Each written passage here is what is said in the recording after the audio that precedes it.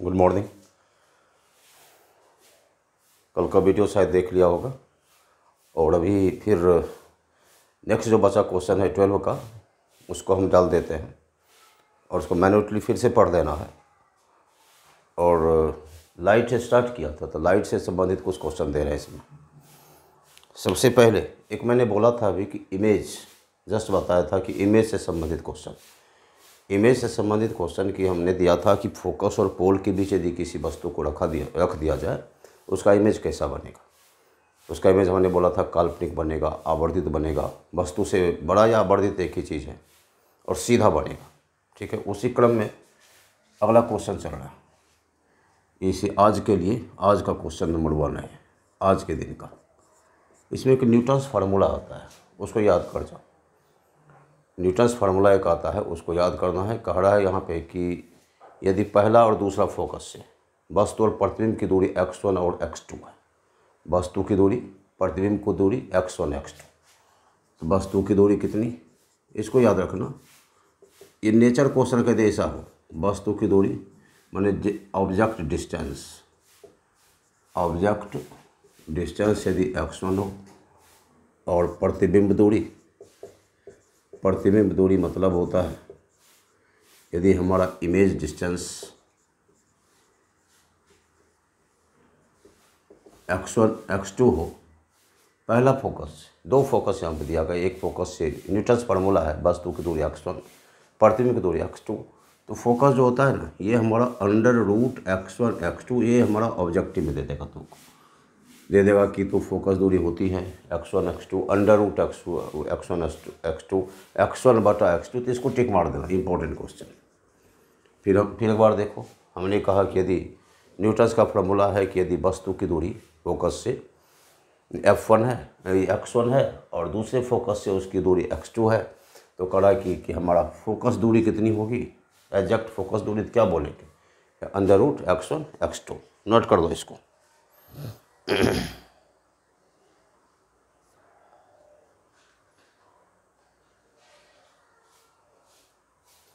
एक और इसमें दे रहे हैं, एक simple question, question number 2, question number 2 इसमें दे देगा कि f फोकस दूरी वाला एक अवतल दर्पण, सीधा लिखते हैं f फोकस दूरी वाले अवतल दर्पण का वस्तु से n गुना बड़ा प्रतिबिंब बनता है। f फोकस दूरी वाले अवतल दर्पण का वस्तु से n गुना बड़ा प्रतिबिंब बनता है।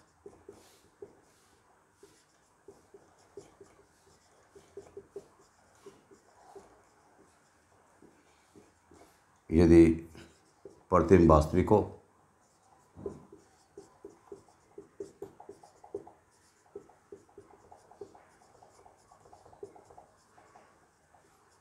तो वस्तु तब u क्या है, समझना यार। क्वेश्चन क्या है कि f फोकस दूरी वाले अवतल दर्पण का वस्तु से n गुना बड़ा प्रतिबिंब बनता है, तब और यदि प्रतिबिंब वास्तविक हो तो तब u कितना हमारा है। तो सीधा याद रखना हमारा दर्पण सूत्र क्या है। दर्पण सूत्र सीधा 1/f बराबर 1/v + 1/टाइम। यहाँ v बराबर क्या कह रहा है, nu कह रहा है कि प्रतिबिंब जो है वस्तु से कितना गुना बनता है, n गुना, इसको याद रखना। तो यहाँ पे सीधा से कहेंगे 1/f बराबर 1/nu + 1/u, ये हमारा nu हो गया। यहाँ पे हमारा क्या हो जाएगा, 1 हो जाएगा, 1 + n। यहाँ आप u निकाल लीजिए, यहाँ से u निकालोगे तो सीधा हमारा क्या होगा, n + 1 × f/n, यही हमारा आंसर हो जाएगा। ठीक है, ये आया हुआ क्वेश्चन है, काफ़ी इम्पोर्टेंट क्वेश्चन। देख लो यहाँ से हमने क्या कहा, f फोकस दूरी वाले अवतल दर्पण का वस्तु से n गुना बड़ा प्रतिबिंब बनता है यदि प्रतिबिंब वास्तविक हो, रियल यदि हो, इमेज यदि रियल हो, तो कह रहा तब u का मान कितना है। इस हिसाब से इसको बना देंगे। और ये भी इम्पोर्टेंट है, ये भी पूछा होगा, दोनों क्वेश्चन पूछा होगा, मिटा दें। चलो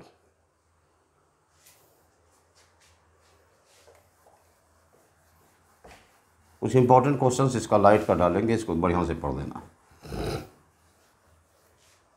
चलो क्वेश्चन नंबर 3 की बात करते हैं।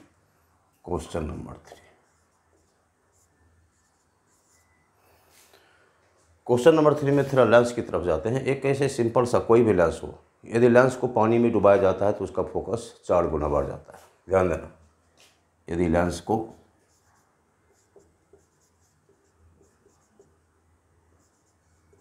पानी में डुबाया जाए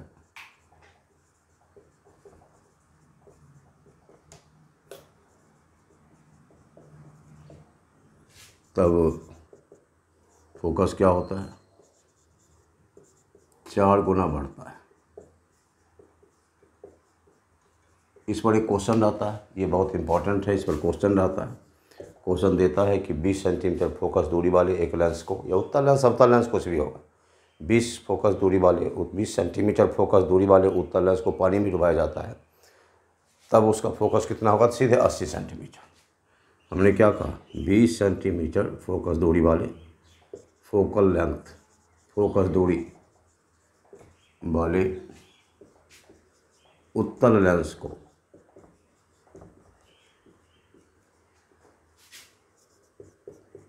पानी में डुबाया जाता है।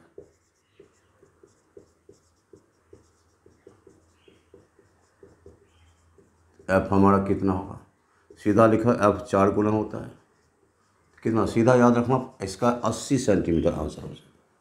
पूछा हुआ क्वेश्चन, हमने कहा कि 20 सेंटीमीटर फोकस दूरी वाले उत्तल लेंस को पानी में डुबाया जाता है तो उसका फोकस कितना हो जाएगा, फोकस उसका 80 सेंटीमीटर हो जाएगा।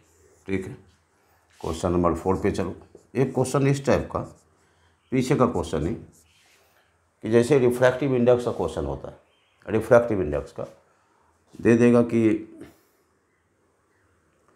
पानी का अपवर्तनांक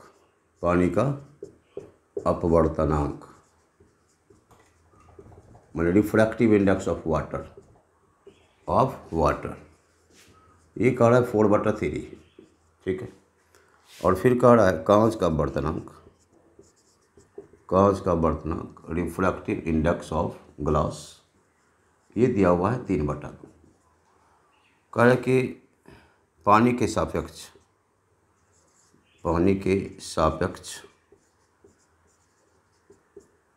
कांच का अपवर्तनांक पूछा जाता है। तो यहाँ सीधा आएगा हमारा कि refractive index of glass with respect to water पूछ रहा है।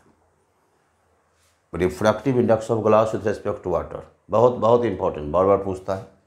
इसको लिख देंगे μg/μw, ये लिख दोगे 3/2/4/3, ये हमारा 9/8 आंसर आ जाएगा। कितना आंसर आ जाएगा इसका, 9/8। पानी का वर्तनांक वाटर का 4/3, कांच का 3/2। तो कह रहा है पानी के सापेक्ष ग्लास का वर्तनांक refractive index of glass with respect to water, तो कितना होगा μg/μw, 3/2 4/3 9/8। देखो इसको,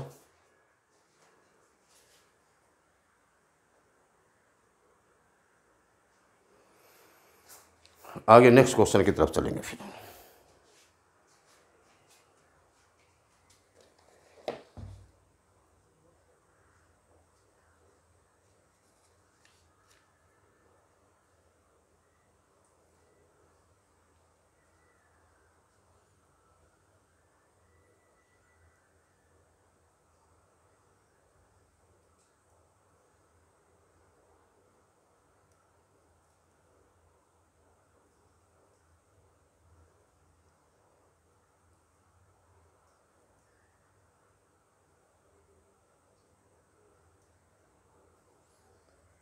एक हमारा कॉम्बिनेशन ऑफ लेंस होता है, combination of lens.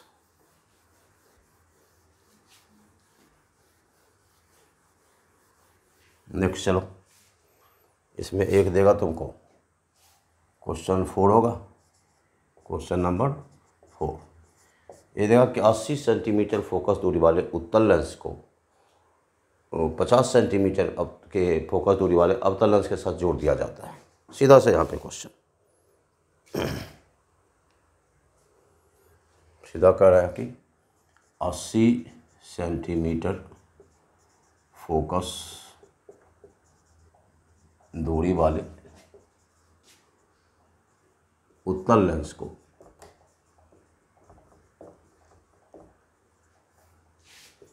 50 centimetre focus दूरी वाले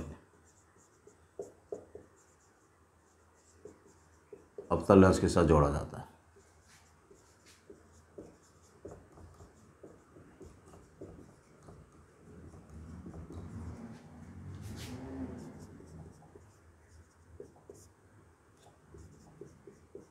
संयोग की शक्ति क्या है? Power of combination.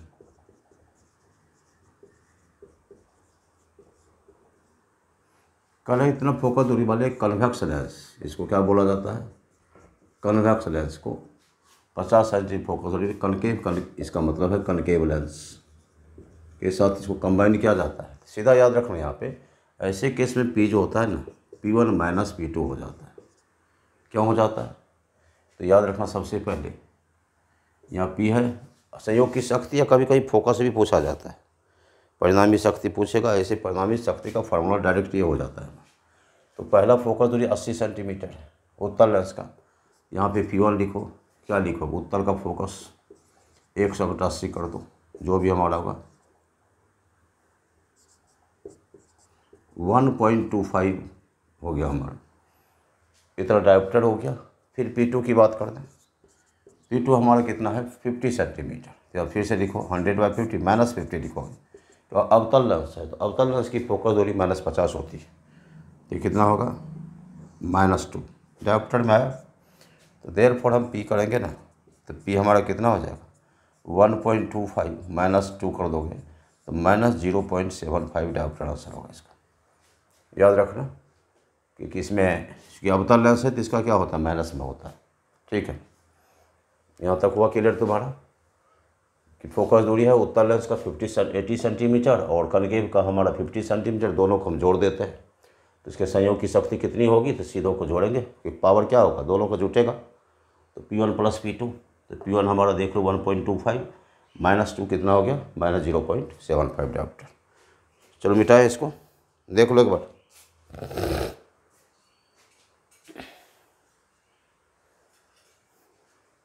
चलो आराम से देखो।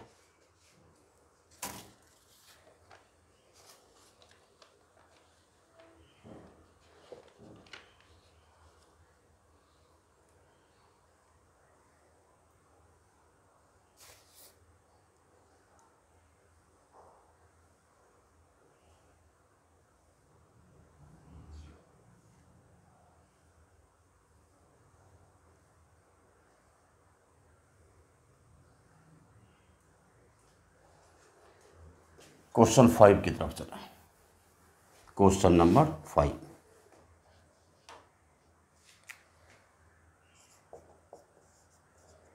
देखो सर्वाधिक विचलन किस रंग का होता है?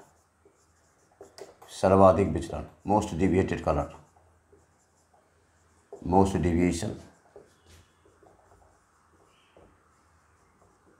इसमें लाल देगा, हरा देगा, बैगनी देगा। तो सर्वाधिक विचलन याद रखना बैगनी कलर का होता है, वायलट, और इसको बैंगनी कहते हैं। याद रखना इसको कि सर्वाधिक विचलन वाला कलर कौन सा है, और सबसे लिस्ट हमारा रेड का होता है। रेड का वेवलेंथ सबसे ज़्यादा होता है, लाल कलर का वेवलेंथ सबसे ज़्यादा होता है।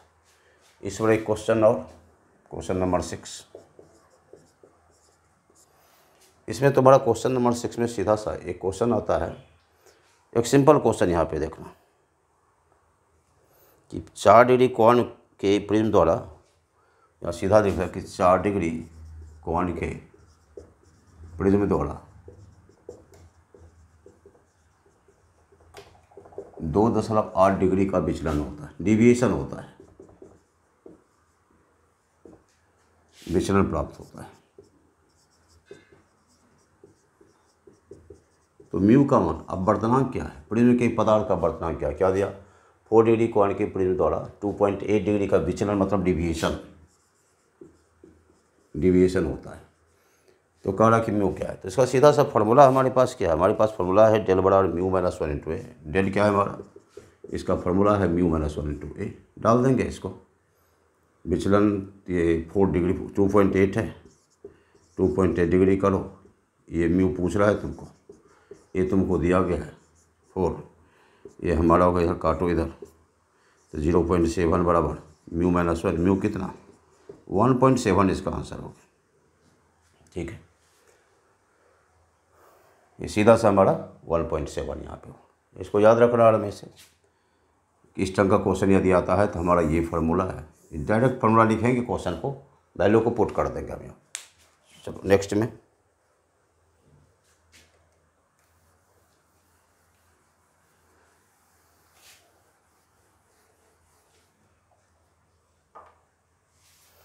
इसमें एक तुम्हारा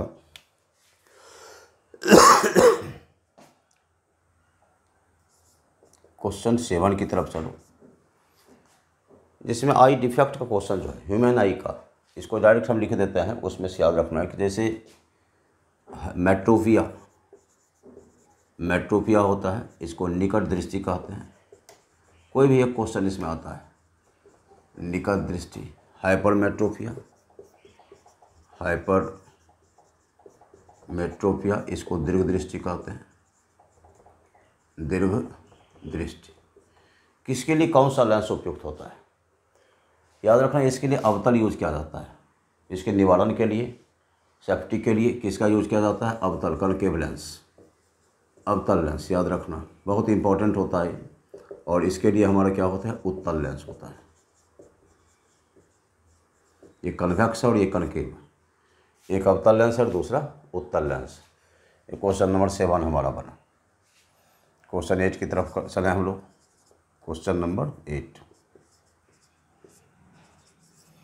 कलर से संबंधित कुछ बात हम लोग कर देते हैं।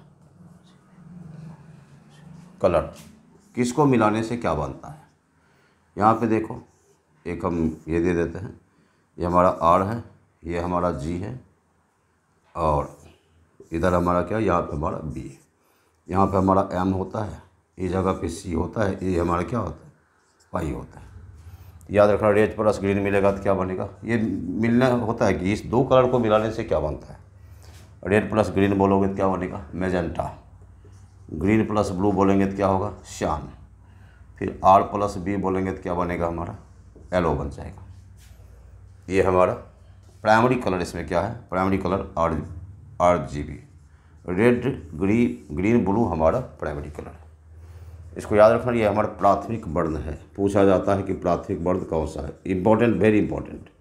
ये पूछता जाता है कि ये रेड है, ग्रीन है और ब्लू है, लाल है, ये हरा है, और ये लाल, हरा और ब्लू, ये तीनों हमारा क्या है, प्राथमिक वर्ण है। तो इसको देखो, बनाओ इसको।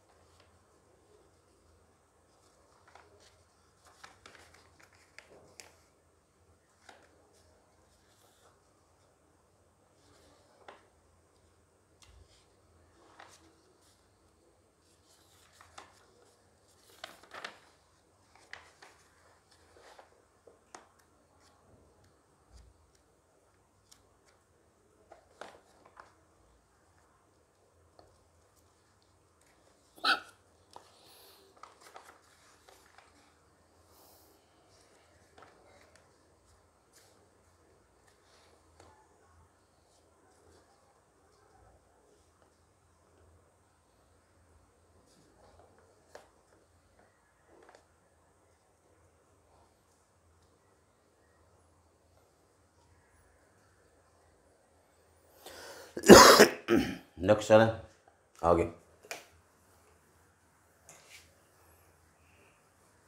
एक मान लो ऑप्टिकल इंस्ट्रूमेंट, ऑप्टिकल इंस्ट्रूमेंट में तुम्हारा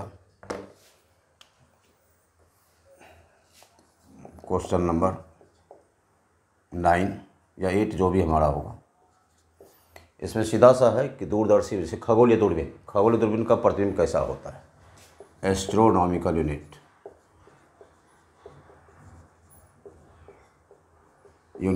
खगोलीय टेलीस्कोप, एस्ट्रोनॉमिकल टेलीस्कोप।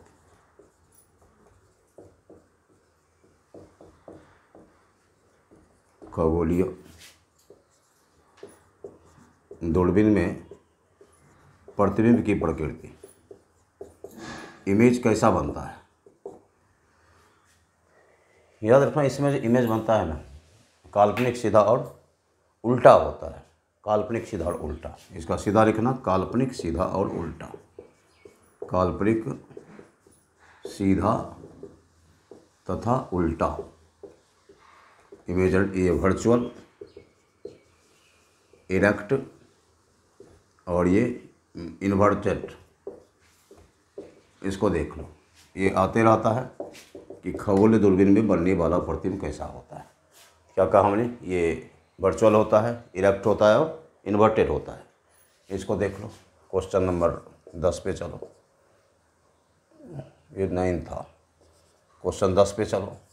इसमें क्वेश्चन तुम्हारा कुछ ये अब दृश्यक इसका आता है कि एक दूरदर्शी की लंबाई 100 सेंटीमीटर, आवर्धन 19। एक दूरदर्शी की लंबाई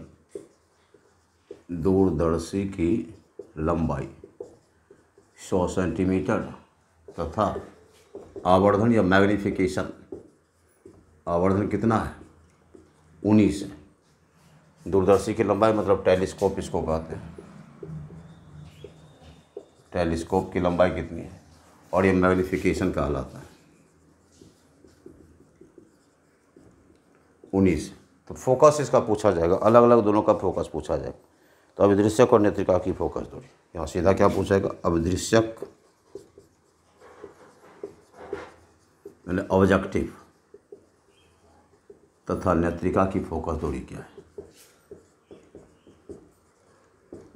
नेत्रिका की फोकस दूरी, नेत्रिका को आईपीस बोला जाता है। आईपीस की फोकस दूरी क्या है? तो यहाँ एफओ इसको बोलते हैं, एफई इसको बोलते हैं। तो सीधा आवर्धन कितना दिया गया है तुम्हारा? देखो, लेंथ दिया गया है टेलीस्कोप का तुम्हारा 100 सेंटीमीटर। एफओ बटा एफई दिया गया है, इसको हम लोग क्या कहते हैं? एफओ बटा एफई हमारा आवर्धन 19 दिया गया है। यहाँ पे यदि हम एफओ लिखे क्या होगा? 19 एफई होगा। तो यहाँ पे ये देखना कि एल जो होता है ना, एल हमारा एफओ प्लस एफई होता है। एल कितना है? ये 100 है, बराबर एफओ कितना देखो? 19 एफई प्लस एफई। तो कितना होगा ये देख लो। 20 एफई कितना है? 100 है। एफई कितना हो गया? ये 5 सेंटीमीटर हो गया। जब एफई 5 हुआ तो हम लोग एफओ निकाल लेंगे। 95 सेंटीमीटर का एफओ हो जाएगा। देख लो यहाँ पे। फिर एक बार देखो, हमने कहा कि लंबाई कितनी है? लंबाई इसका 100 सेंटीमीटर है, मैग्नीफिकेशन 19 है। तो कह रहा है कि अभिदृश्यक था नेत्रिका की फोकस दूरी। तो एल कितना है? 100 सेंटीमीटर। तो एफओ बटा एफई आवर्धन होता है, एफओ बटा एफई 19 से दिया हुआ है, ये हम निकाल लेंगे।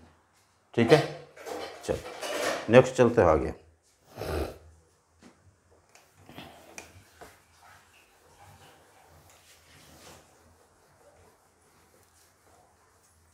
इसके बाद क्वेश्चन नंबर 11 पे चलिए। एक चीज़ याद रखना, वेव ऑप्टिक्स में उसमें बड़ा ही इंपॉर्टेंट क्वेश्चन है सीधा कि व्यतिकरण, संपोषी व्यतिकरण की शर्त वेव में, वहाँ भी था, साउंड में भी और यहाँ भी, दोनों जगह संपोषी व्यतिकरण की शर्त, condition for constructive interference. Constructive interference, संपोषी व्यतिकरण की शर्त। लाइट में भी, वेव में है और साउंड में भी है। संपोषी व्यतिकरण की शर्त, ये पहला हमारा क्या है कि कलांतर होता है, फेज डिफरेंस। इसका फेज डिफरेंस के लिए क्या है? फेज डिफरेंस के लिए शर्त पूछता है यहाँ। फेज डिफरेंस के लिए, फेज डिफरेंस का मतलब क्या है? ये कलांतर के लिए। ये हमारा n 2 पाई होता है, इंटीग्रल मल्टीपल ऑफ 2 पाई। क्या लिखोगे इसको? इंटीग्रल मल्टीपल ऑफ 2 पाई। याद रखना इसको कि 2 पाई का पूर्ण गुणज, 2 पाई का पूर्ण गुणज। और क्वेश्चन नंबर 12 इसी में समाएगा। ये लिखेगा विनाशी व्यतिकरण के लिए, विनाशी व्यतिकरण की शर्त क्या है? डायरेक्ट क्वेश्चन आता है। तो लिखेंगे डिस्ट्रक्टिव इंटरफेरेंस।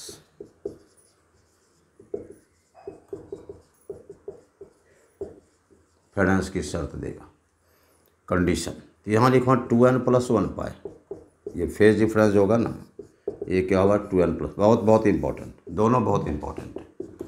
ये दो में से कोई एक पूछता है। इसमें एक चीज़ और है, प्रकाश की अनुप्रस्थ तरंग की प्रकाश की जो अनुप्रस्थ तरंग की प्रकृति है, ट्रांसवर्स नेचर ऑफ वेव, किससे पता चलता है? Polarisation of light. क्वेश्चन 12 पे चलो। क्वेश्चन नंबर 13, ये प्रकाश का ध्रुवण, प्रकाश का ध्रुवण किससे ज्ञात होता है? Polarisation of light. Polarisation of light का पता किससे चलता है? पोलराइजेशन ऑफ लाइट का पता किससे चलता है? तो ये ध्रुवण का पता किससे चलता है? ये प्रकाश की अनुप्रस्थ तरंग, प्रकाश की अनुप्रस्थ प्रकृति का पता किससे चलता है? याद रखना, ये होता है प्रकाश का ध्रुवण। ये जो है, तो ये क्या कहो कि transverse nature of light, transverse nature of light, प्रकाश की अनुप्रस्थ प्रकृति। यहाँ क्या लिखेंगे हम लोग? यहाँ लिखेंगे प्रकाश की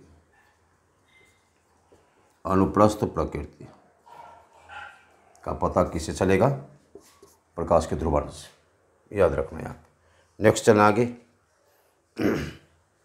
इलेक्ट्रोस्टैट की बात करें।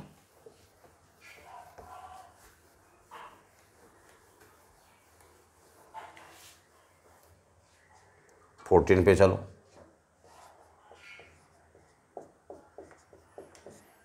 इसमें देखो, एक एप्सिलॉन नॉट का मान क्या होता है? इम्पोर्टेंट है, एप्सिलॉन नॉट का मान इम्पोर्टेंट क्या होता है? 8.854 पुनः 10⁻12 कूलम स्क्वायर पर न्यूटन पर मीटर स्क्वायर। डायरेक्ट पूछता है, डायरेक्ट पूछता है। फिर क्वेश्चन नंबर 15 पे आ जाओ। क्वेश्चन नंबर 15, एक कूलम में इलेक्ट्रॉन की कितनी संख्या होती है? एक कूलम आवेश, एक कूलम आवेश में, चार्ज में, आवेश में नंबर ऑफ इलेक्ट्रॉन्स कितना होता है? ये पूछता है। नंबर ऑफ इलेक्ट्रॉन्स ये होता है 6.25 10⁻18 इलेक्ट्रॉन्स होगा। ये छोटा छोटा क्वेश्चन इससे पूछा जाता है कि एक कूलम आवेश में नंबर ऑफ इलेक्ट्रॉन्स, इलेक्ट्रॉन की संख्या कितनी होती है? 6.25 × 10⁻18 इलेक्ट्रॉन्स। फिर क्वेश्चन नंबर 16 पे चलो। क्वेश्चन 16, इसमें आगे जाने के बाद एक क्वेश्चन तुम्हारा, जैसे मान लो कि इलेक्ट्रिक फील्ड की बात आती है, तो यहाँ सीधा तुमको देता है विद्युत क्षेत्र तीव्रता, विद्युत क्षेत्र तीव्रता, इलेक्ट्रिक फील्ड इंटेंसिटी, इंटेंसिटी।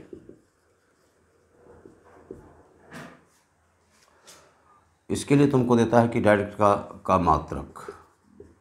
तो मात्रक कैसे? न्यूटन पर कूलम, ये पहला देता है न्यूटन कूलम, दूसरा वोल्ट मीटर, तीसरा वोल्ट पर मीटर, चौथा none of this. None of this क्या आंसर होगा? Volt per metre. ठीक है। क्वेश्चन नंबर 17 पे चलो। छोटा सा क्वेश्चन की बात इसमें आ रही। एक आता है कि कौन सा संबंध सही है? कौन सा संबंध सही है? सही है, सीधा लिखता कौन सा संबंध सही है? पहला दे दिया E = -dV/dr, दूसरा दे दिया E = dV/dr, तीसरा दे देगा दोनों, बोथ ऑफ एबव, और चौथा दे देगा तुमको none of this. None of this, सीधा E = -dV/dr। इसको याद रखना। फिर क्वेश्चन नंबर 18 की बात करते हैं। क्वेश्चन नंबर 18, यहाँ से सीधा तुमको देता है कि कूलम्स लॉ जो है, कूलम लॉ किसके लिए लागू होता है? रेस्ट चार्ज के लिए लागू होता है। कूलम लॉ मूविंग चार्ज के लागू नहीं होता, क्योंकि मूविंग चार्ज क्या करता है? वो मैग्नेटिक फील्ड पैदा करता है, उसके लागू नहीं होता। फिर आगे चलो।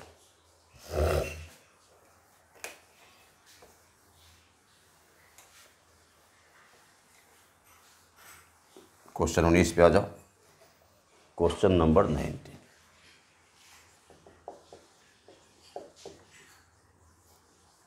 देखो यहाँ पे, जैसे मान लो क्वेश्चन नंबर 90 में तुमको देगा कि एक कैपेसिटेंस है, जैसे हम बोलेंगे कि 10 माइक्रोफैराड धारिता का एक संधारित्र का विभव बोलो 50 वोल्ट, एनर्जी पूछा जा रहा है। यू बराबर क्या होगा यहाँ पे, हाफ CV², हाफ लिखो, 10 × 10⁻⁶ लिखो, यहाँ पे 50 लिख दो, ये 5 टाइम्स हो गया, ये हो गया 5 × 10⁻⁶ × 2500, ये चलो 125 × 10⁻⁴ जूल। इस टाइप का क्वेश्चन था, देख लो इसको, थोड़ा नोट करो।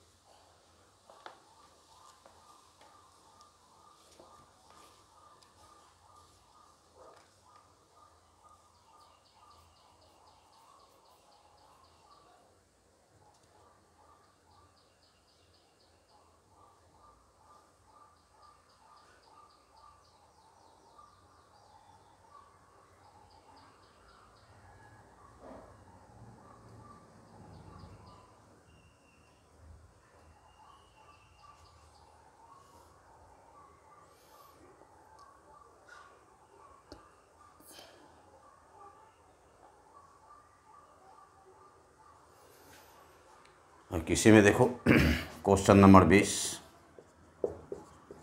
देखा, 18 सेंटीमीटर डायमीटर वाली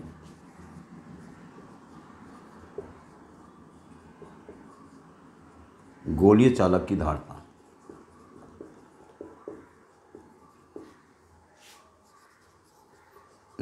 कैपेसिटेंस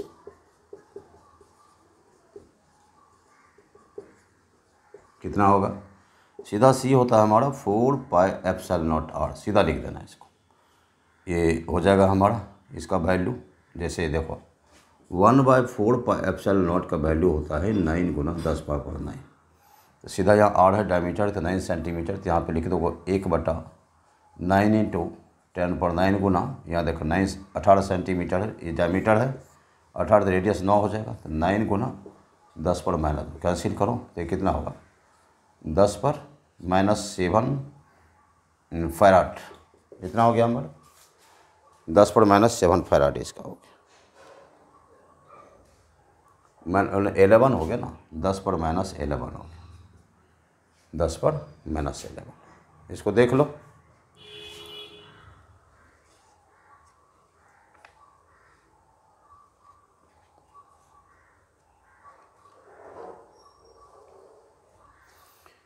इसको मिटा दूँ, देखो 21 नंबर पे चलो, क्वेश्चन नंबर 21।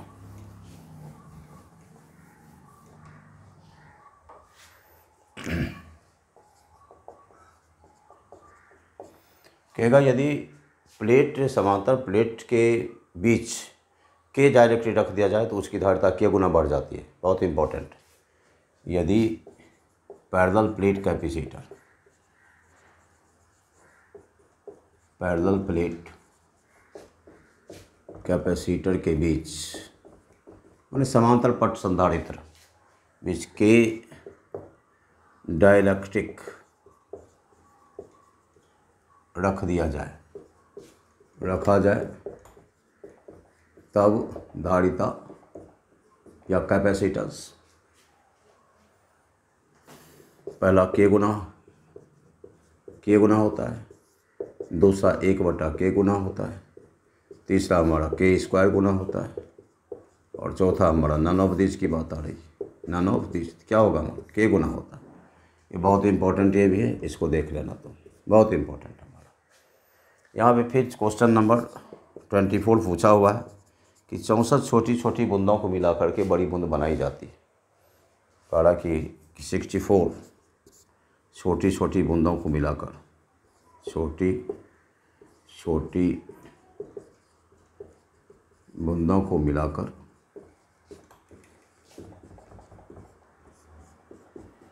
एक बड़ी बूंद बनाई जाती है।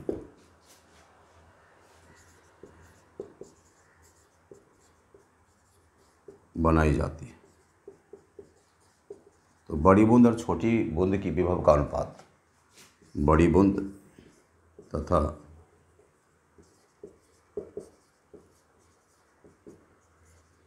छोटी बूंद के विभव का रेशियो, विभव मतलब पोटेंशियल, विभव का अनुपात, पोटेंशियल का रेशियो क्या होगा, ये पूछता है। इसमें एक तरीका हमारा है, डायरेक्ट ऐसे क्वेश्चन में तुम बनाओ, ऐसे क्वेश्चन को डायरेक्ट बनाओ, n/n2/3 डाल दो ऐसे क्वेश्चन में, n1 - 1/3 2/3 करो, n1/3 हो जाएगा, यानी कितना है 64 है, इसको 1/3 कर दो, ये हमारा 4:1 हो जाएगा। याद रखना, ऐसे क्वेश्चन में डायरेक्ट बनाएंगे कि यदि ऐसा कुछ हो तो n2/3, यहाँ n कितना था 1, देखो 1 - 2/3, n1/3 कितना बूंद है 64 है, 64 1/3 करो, कितना हो जाएगा 4:1 हो जाएगा, यही इसका आंसर हो जाएगा। देख लो इसको,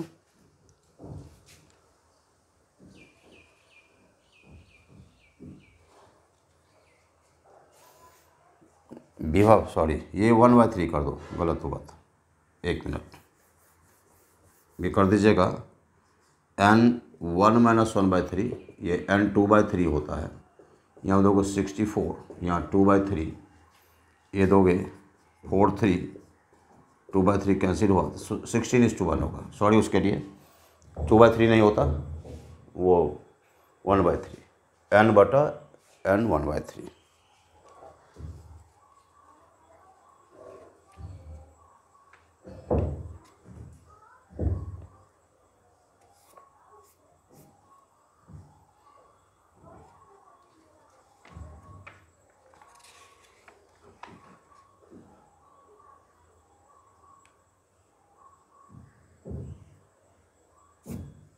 चलो मिटाएं इसको,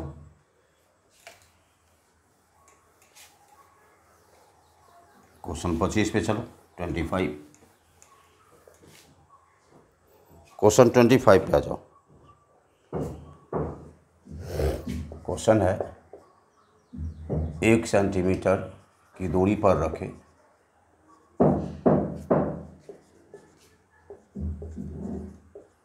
दो प्लेटों के बीच विभवांतर, दो प्लेट्स के बीच का विभवांतर 25 वोल्ट है, तो कार्य उसकी दूरी क्या है, प्लेटों के बीच विद्युत क्षेत्र कितना है, तो सीधा देगा प्लेटों के बीच विद्युत क्षेत्र, प्लेट्स के बीच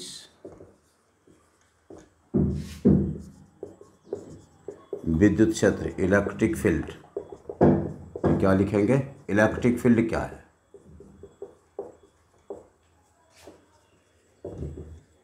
सीधा भी सूत्र हमने बताया था, E बराबर क्या होता है dV/dr, डायरेक्ट दो, dV कितना है 25 है, और ये दूरी है 1 सेंटीमीटर, तो 1 सेंटीमीटर 10 पर -2 मीटर होगा, तो ये कितना हो गया 2500 मीटर होगा, 2500 न्यूटन पर कूलम या वोल्ट पर मीटर। इस टाइप का क्वेश्चन यदि आता है, ये क्वेश्चन कौन सा था 25 था।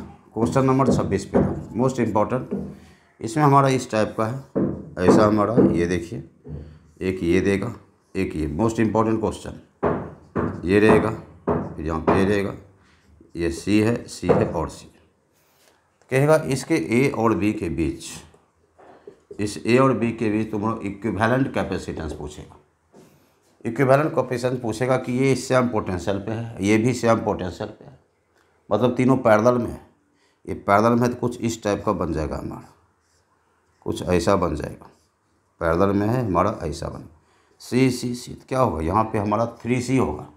ये आया हुआ क्वेश्चन बहुत बहुत ज़्यादा इम्पोर्टेंट, ये पूछा हुआ क्वेश्चन तुम्हारा 26 नंबर, काफ़ी इम्पोर्टेंट क्वेश्चन हमारा, इसको देख लो, ठीक, मिटाएं इसको, देख लो एक बार इसको,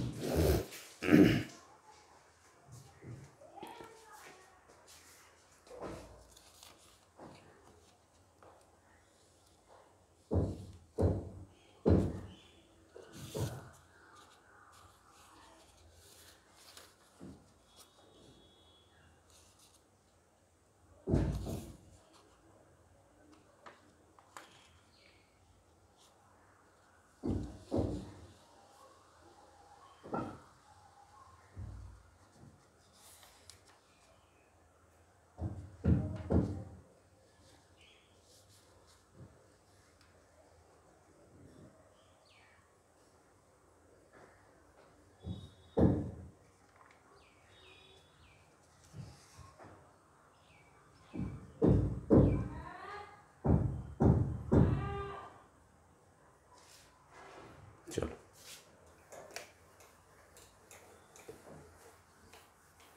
इसके बाद क्वेश्चन नंबर 27 पे आओ। क्वेश्चन नंबर 27 ये दे रहा है कि बिस्मथ है या कौन सा प्रतिचुंबकीय पदार्थ है, या ऐसा दे देगा तुमको। ये बहुत इंपॉर्टेंट पूछता है, इससे पढ़ के जाना है इसको। बिस्मथ है, पहला बोलेगा प्रतिचुंबकीय पदार्थ, ये पूछता है प्रतिचुंबकीय पदार्थ। दूसरा है अनुचुंबकीय, अनुचुंबकीय। प्रतिचुंबकीय को डायमैग्नेटिक कहते हैं, डायमैग्नेटिक सब्सटेंस। और अनुचुंबकीय पारामैग्नेटिक, पारामैग्नेटिक सब्सटेंस। और तीसरा दे दिया लव चुंबकीय, लव चुंबकीय पदार्थ, ये हमारा है फेरोमैग्नेटिक, फेरोमैग्नेटिक। और चौथा ननोवधीज, ननोवधीज ये हमारा प्रतिचुंबकीय पदार्थ। ये कन्फर्म क्वेश्चन एक होता है, ये हमारी सलाह रहेगी कि तीनों पढ़ के जाइएगा। प्रतिचुंबकीय, अनुचुंबकीय, लव चुंबकीय, तीनों में से कोई एक पूछता है, कन्फर्मेशन नहीं, लेकिन इस तीनों की पढ़ के जाना, तीनों पढ़ के जाना। कोई एक पूछ देता है, एकदम पूछ देता है। एक इसी में क्वेश्चन नंबर 28 एंगल ऑफ नति कौन, ध्रुव पर नमन कौन होता है। ये लिखिए पोल पर नमन कौन, नति कौन, हाँ नति कौन, याद रखिएगा 90 होता है। और इक्वेटर पर 0 होता है। इक्वेटर पर कितना होता है, 0 डिग्री, याद रखना है इसको। ये भी काफ़ी इंपॉर्टेंट, ये भी पूछते रहते हैं, बहुत ज़्यादा इंपॉर्टेंट है, ये पूछते रहता है। मैग्नेट से क्वेश्चन एक आध रहता है, बहुत ज़्यादा नहीं रहता, एक आध रहता है, तो ये मोस्ट इम्पॉर्टेंट है, इसको तो कर ही लेना है, ये बहुत ज़्यादा इम्पॉर्टेंट, इसको भी कर ही लेना है कि नति कोण का मान ध्रुव पे 90 होता है और पोल पे, हाँ पोल पे 90 होता है, और तुम्हारा यहाँ इक्वेटर पे कितना होता है, 0 डिग्री। देख लो इसको।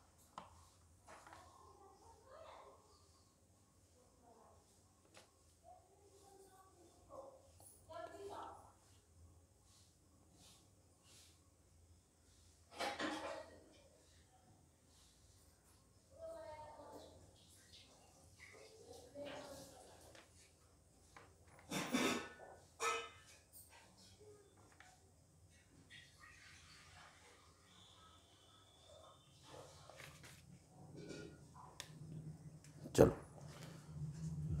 यही तुम्हारा था। तो मैग्नेट में हमने बोला कि ये क्वेश्चन कन्फर्म आते रहता है, कि हमने बोला कि पोल पे नति कोण कितना होता है, 90 होता है, इक्वेटर पे कितना होता है, 0 होता है। बिस्मथ क्या है, प्रतिचुंबकीय, अनुचुंबकीय, लौहचुंबकीय। एक चीज़ और जान लेना है इसमें कि ये जो होता है ना, ये सॉलिड, लिक्विड, गैस तीनों हो सकता है। सॉलिड, लिक्विड, गैस, ये तीनों हो सकता है। और ये भी सॉलिड, लिक्विड, गैस तीनों हो सकता है, लेकिन ये सॉलिड लिक्विड होता है लेकिन गैस नहीं होता। लौह चुंबकीय गैस कभी नहीं होता।